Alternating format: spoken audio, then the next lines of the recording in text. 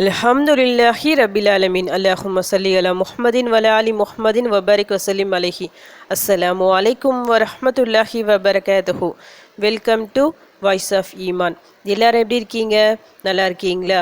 அல்ஹம்துலில்லாஹ். அல்லாஹ் சுப்ஹானஹு வ தஆலா உங்களுக்கு நீண்ட ஆயுளையும் ஆரோக்கியத்தையும் வழங்க வேண்டும் என்று துவா செஞ்சு ஆரம்பிக்கிறேன். நம்முடைய சேனலில் அல்ஹம்துலில்லாஹ் நிறைய துவாக்களை போட்டுட்டு வரோம். நிறைய சகோதர சகோதரிகள் சொல்கிறீங்க, நான் இந்த துவாவை ஓதுனேன், என்னுடைய தேவை நிறைவேறிச்சு, என் கஷ்டம் நீங்கிச்சு சொல்கிறீங்க. சில சகோதர சகோதரிகள் நான் ஓதுறேன், என்னுடைய தேவை நிறைவேறல அப்படியும் சொல்கிறீங்க. அதனால் மாற்றி மாற்றி கமெண்ட் வருது. என்ன ஒரு பிரச்சனை இருந்தாலும் சரி, அதாவது உங்கள் துவா கபுல் ஆகினாலும் சரி ஆகாவிட்டாலும் சரி, தொடர்ந்து நீங்கள் துவா செஞ்சு கொண்டே இருங்க. துவா கேட்பதை ஒருபோதும் நிறுத்திடாதீங்க. என் துவா கபுல் ஆகலை என்ற ஒரு வார்த்தை உங்கள் வாயிலிருந்து வர வரைக்கும், அதாவது அது வந்துச்சுன்னா துவா கபுல் ஆகுது நின்றுடும். வராமல் பார்த்துக்குங்க. அதுதான் உங்கள் துவா கபுல் ஆகுறதுக்கு 100% சாத்தியக்கூறுகள் அதிகமாக இருக்கும். ஏன்னா ஏதோ ஒரு காரணத்துக்காக அல்லாஹ் தள்ளி வைக்கலாம் உங்கள் தேவைகளை, அந்த நேரத்தில் தராமல், ஆனால் நிச்சயமாக தருவான். நம்பிக்கையுடன் கேளுங்க. வழக்கமாக 5 வேளை தொழுதுட்டு வருவோம், எல்லா துவாக்களையும் ஓதிட்டு வருவோம், குரான் ஓதிட்டு வருவோம். ஆனால் நம்முடைய தேவைகள் நிறைவேறாமல் தள்ளிக்கொண்டே போகும். துவா கேட்போம், ஏதோ ஒன்று தடுத்து நிறுத்துகிற மாதிரி இருக்கும். அந்த துவாவில் நம்ம தேவைகள் நிறைவேறாமல் தள்ளி போவதற்கு காரணம் நிறைய இருக்கும். ஒன்று, நாம் செஞ்ச அமல்களில் ஏதாவது குறைபாடு இருக்கலாம். ஏன்னா அது நமக்கும் அல்லாஹ்விற்கும் மட்டுமே நடக்கின்ற விஷயம். நம்ம பாட்டு அமல்கள் செய்வோம், அதை அல்லாஹ் ஏற்றுக்கொண்டானா இல்லையா சொல்லிட்டு நமக்கு தெரியாது. இன்னொன்று, நாம் துவா கேட்கும்போது எப்படி துவா கேட்டிருக்கோம், நல்லா ஃபுல்லாக நம்பிக்கையுடன் கேட்டிருக்கோமா, மனசு ஃபுல்லாக அந்த துவாவில் தான் இருந்திருக்கா, வேறு ஏதாவது ஒரு இதில் போயிடுச்சா மனசு, இந்த மாதிரி விஷயங்களாலையும் நம்முடைய துவாக்கள் நிராகரிக்கப்படலாம். இப்போது இன்றைக்கி நான் ஒரு சிறந்த துவாவை சொல்ல போகிறேன். இந்த துவாவை பொறுத்த வரைக்கும் நீங்கள் என்ன துவா கேட்டாலும் சரி, கடைசியாக இந்த ஒரு துவாவை ஓதிக்கிங்க. உங்களுடைய அனைத்து அமல்களும் ஏற்றுக்கொள்ளப்பட காரணமாக இந்த துவா இருக்கும். நீங்கள் கேட்குற துவாக்கள் கபுலாகவும் இந்த துவா மிக முக்கிய ஒரு காரணமாக இருக்கும். இப்ராஹிம் அலைஹிஸ்ஸலாம் அவர்கள் ஓதிய மிக சிறந்த ஒரு துவா இது. எந்த சமயத்தில் ஓதுறாங்க? காபாவை கட்டி முடிச்சுட்டு ஓதுறாங்க. ஏன்னா அல்லாஹிற்காக தான் அவங்க செய்கிறாங்க. காபா இல்லம் யாருக்கான இல்லம்? அல்லாஹ்வின் இல்லம். அல்லாஹ் கண்டிப்பாக ஏற்றுக்கொள்வான்.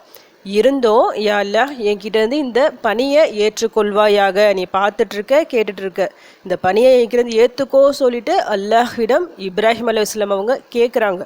அன்றைக்கே காபா அங்கே இருந்து இப்ராஹிம் அலைஹிஸ்ஸலாம் அவர்கள் துவா கேட்குறாங்க. அல்லாஹ் அந்த துவாவை ஏற்றுக்கொண்டா. இன்றைக்கி நாம் ஒவ்வொருவரும் யாரெல்லாம் அங்கே போகிறாங்களோ, காபாவை போய் பார்க்குறாங்களோ, அல்லாஹ்விடம் துவா செஞ்சு கொண்டே இருக்கிறோம்.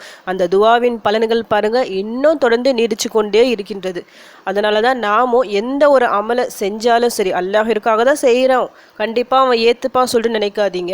அல்லாஹிற்காக செய்கிறோம், அல்லாஹ் இதை ஏற்றுக்கோ, உனக்காக நான் செய்கிறேன்னு சொல்லிட்டு ஒரு எஜமான் கிட்ட ஒரு அடிமை எப்படி இருக்கணுமோ அந்த மாதிரி நாம் இருக்கணும். அதை உணர்த்துகின்ற மிக சிறந்த ஒரு துவா இது. இந்த துவாவை கேட்டு நிச்சயமாக உங்களுடைய ஒரு தேவை கூட நிராகரிக்கப்படாது. நிச்சயமாக எல்லாமே 100% உங்கள் தேவைகள் எல்லாமே பூர்த்தியாகும். ஆனால் நீங்கள் மனசார கேட்கணும். இந்த துவாவோட பொருள் உணர்ந்து நீங்கள் கேட்டு பாருங்கள். ஒவ்வொரு வேளை தொழுகைக்கு பிறகு துவா செஞ்சுட்டு கடைசியாக இந்த துவாவை கொண்டு நிறைவு செஞ்சு பாருங்கள்.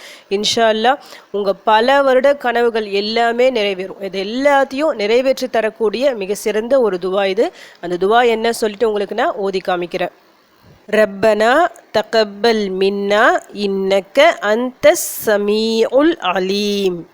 ரப்பனா தகப்பல் மின்னா இன்னக்க அன்தஸ் ஸமீஉல் அலீம். ரப்பனா தகப்பல் மின்னா இன்னக்க அன்தஸ் ஸமீஉல் அலீம். குரானில் இருக்கிற ரப்பனா துவாக்களில் ஒரு துவா இது. ரப்பனா துவாக்கள் ஒவ்வொன்றும் மிக மிக சிறந்த துவா, நம்முடைய வாழ்க்கையே மாற்றக்கூடிய துவாக்கள். அதனுடைய பொருளையும் ஒரு முறை படித்து பார்த்துக்குங்க. எங்கள் இறைவா, எங்களிடமிருந்து இப்பணியை ஏற்றுக்கொள்வாயாக, நீயே செவியுறுபவன் அறிந்தவன். ஒவ்வொரு வேளை தொழுகை முடிஞ்சுட்டு துவா செய்யுங்க. கண்டிப்பாக துவா செய்யுங்க. தொழுகை முடிஞ்சு கேட்கப்படும் துவா கண்டிப்பாக கபுல் ஆகும். அப்படி நீங்கள் துவா செஞ்சுட்டு இந்த ஒரு துவாவை கொண்டு நிறைவு செய்யுங்க. ஏதாவது ஒரு அமல் நீங்கள் செய்கிறீங்க, அது சின்ன அமலாக இருந்தாலும் சரி, யாருக்காவது உதவி செய்கிறீங்க, பெரியவங்களுக்கு உதவி செய்கிறீங்க, சலாம் சொல்கிறீங்க, ஒரு சதக்கா கொடுக்குறீங்க, எப்படிப்பட்ட ஒரு அமலாக இருந்தாலும் சரி, இது எல்லாமே சிறந்த அமல்கள் தான். இந்த அமல்கள் எல்லாம் செஞ்சாலும் சரி, இந்த ஒரு துவாவையும் நீங்கள் ஓதிக்கிங்க. ஏன்னா அல்லாஹ் அதை ஏற்றுக்கொள்ளணும்ல. அல்லாஹிற்காக தான் நீங்கள் தெரியாத மனுஷனுக்கு சலாம் சொல்கிறீங்க. யாருன்னே உங்களுக்கு தெரிஞ்சிருக்காது, ஆனால் சலாம் சொன்னால் நம்ம முஸ்லீமாக இருப்போம். அதாவது ஒரு முஸ்லீம் இன்னொரு முஸ்லீமை பார்த்து சலாம் சொல்லாத வரைக்கும் உண்மையான முஸ்லீமாக இருக்க முடியாது சொல்லிட்டு ஹதீஸ் இருக்குது. அப்போது நம்ம யாருக்கு சொல்கிறோம்?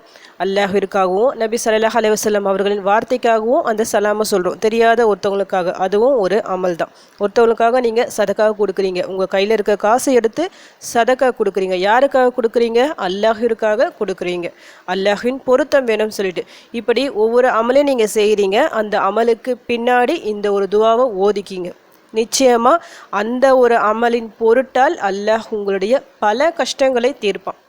வெறும் தொழுகையின் மூலமாகவும் துவாக்களின் மூலமாகவும் நாம் கேட்குற துவாக்களின் மூலமாகவும் மட்டும் நம்முடைய பிரச்சனைகள் தீராது. நாம் செய்யக்கூடிய ஏதோ ஒரு சின்ன அமல் இருந்திருக்கும், அதன் பொருட்டால் அல்லாஹ் நம்முடைய பல பிரச்சனைகளை தீர்த்து வச்சிருப்பான். நமக்கு தெரியாதுல்ல, அது அல்லாஹ் மட்டுமே அறிந்த ரகசியம். யாருக்கோ ஒருவருக்கு நாம் ஒரு சின்னதாக ஒரு உதவி செஞ்சுருப்போம், நமக்கு அது மிக சாதாரணமாக இருந்திருக்கும். ஆனால் நாம் செஞ்ச அந்த உதவியால் அவங்க நிறைய பலன் அடைஞ்சிருப்பாங்க, அவங்களுடைய பெரிய கஷ்டம் தீர காரணமாக இருந்திருக்கும். நமக்காக அவங்க துவா செஞ்சுருப்பாங்க, அவங்க கேட்ட அந்த துவாவின் காரணமாக அல்லாஹ் நம்முடைய மிகப்பெரிய கஷ்டத்தை நீக்கி இருப்பான். இது எல்லாமே நம்ம நிறைய அமல்கள் செஞ்சால் தான் நம்மளுக்கு கிடைக்கும். உங்களால் எந்த அளவுக்கு அமல்கள் செய்ய முடியுமோ அவ்வளோ அதிகமாக அமல்கள் செய்யுங்க. மற்றவங்களுக்கு உதவி செய்யுங்க, மற்றவங்களுக்காக துவா செய்யுங்க. இந்த மாதிரி நிறைய அமல்களை செய்யுங்க. எப்பெல்லாம் அமல்கள் செய்கிறீங்களோ அப்போல்லாம் இந்த துவாவையும் சேர்த்து ஓதிக்கிங்க. இன்ஷா அல்லாஹ் உங்களுடைய எல்லா கஷ்டங்களும் தீரும்.